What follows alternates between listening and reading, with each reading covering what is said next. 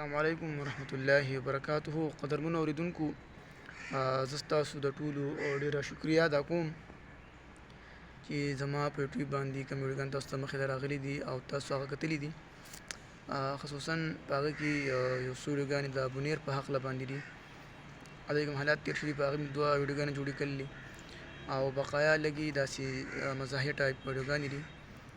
زما مقصد د بونیر په ویډیو جوړول د چا اړونه ازارې کول نه دي، بس دا یو درد او یو غم و چې ستاسو مخ ته مې کېښودو.